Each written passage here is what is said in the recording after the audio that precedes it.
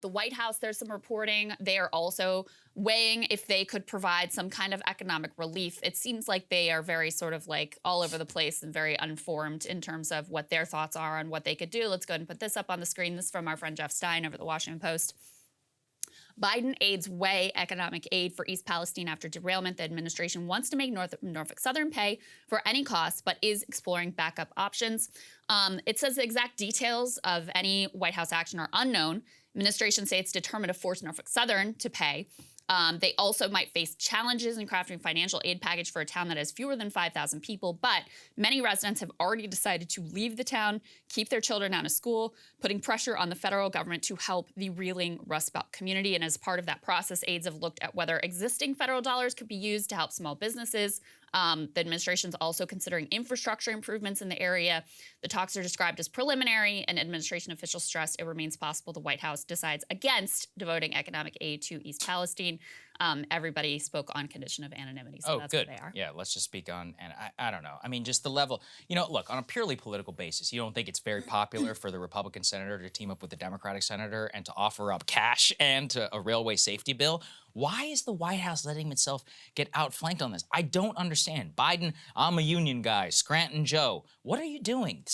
First it started with breaking the railway strike. That was probably original sin number one in terms of basically telling these guys, screw you. 2, visiting Kyiv before East Palestine. 3, then basically turning it political and saying, since Trump went to East Palestine, I can't go to East Palestine. And saying, no, the president has no plans to go over there.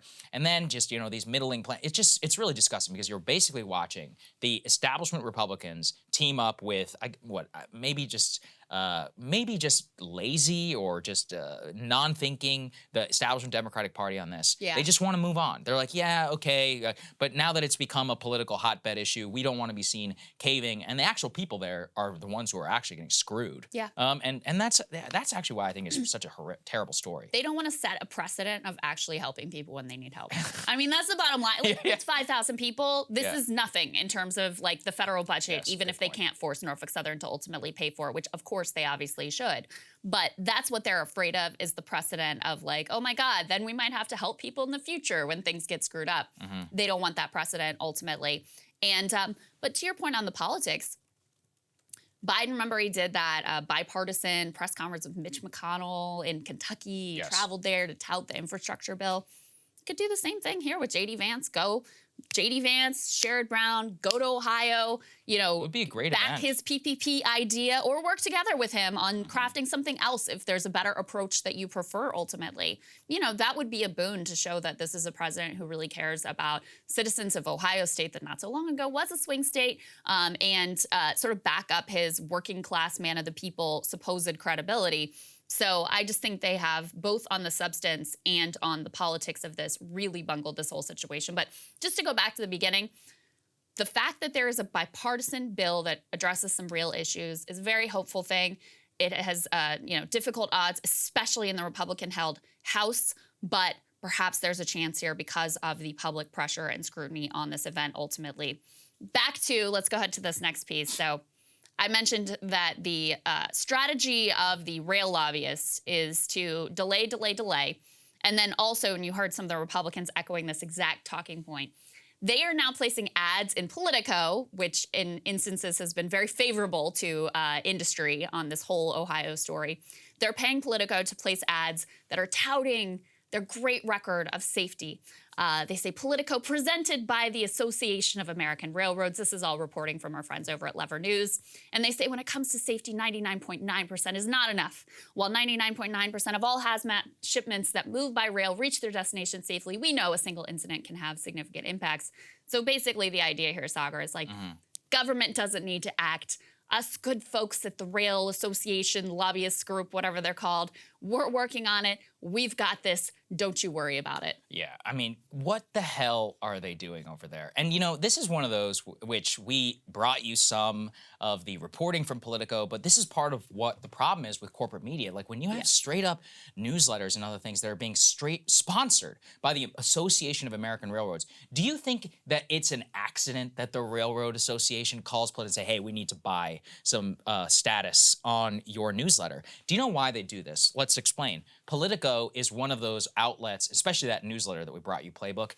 everybody in Washington reads this thing. And I really do mean like everybody, from the lowest level staffer all the way up to probably the White House chief of staff. It's like an internal, it's almost like a Gossip Girl, to be honest with you, for like the biggest losers in DC. Tiger beat on the Potomac, that's what I call it. There you go, Tiger beat on the Potomac. That's right. That's a great way of putting it. And so the reason why these associations, these lobbyists and all these others buy ad space in them is it's the easy way where you're not just targeting, let's say, a mass audience, people like who we speak to. You're speaking directly to the decision makers, to the people who would be most influenced by the lobbyists, and their direct hope is to try and get their ads, their spin, their propaganda in front of their eyes. Okay, I mean, you can understand why they would want to do that, but if you're a journalistic outlet, how can you possibly report fairly on this when you are taking money from them at the exact same time? It's right. Outrageous. And they do this with everything, just so people know. When they're reporting on antitrust, Facebook miraculously just starts coughing up cash.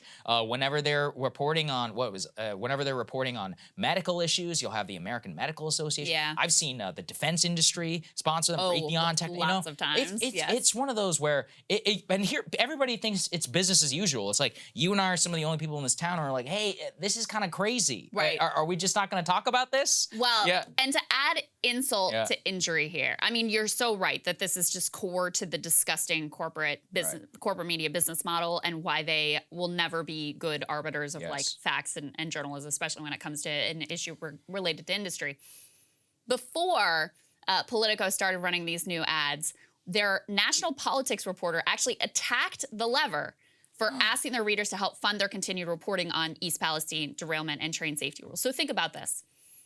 The Lever gets attacked for asking readers to support their work, like grassroots reader-sponsored journalism, not getting a bunch of money from the rail industry to then report on this. And then, they turn around and that's exactly what they get. So they're criticizing the funding of Lever News getting grassroots reader-supported donations and funding.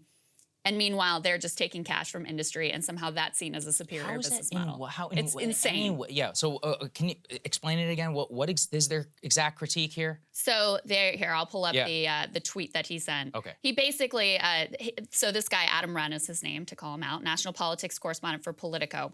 He tweeted, David Sirota's The Lever is fundraising off of the East Palestine, Ohio train derailment. No, it's called, if you are independent news, you rely on regular citizens to fund your journalism instead of industry lobbyists like Politico does. So he is smearing David as somehow, and The Lever, as somehow like disgraced on this. So David does his job. Yes. He exposes this before anybody else. Yes. And then asks people to help support his mission.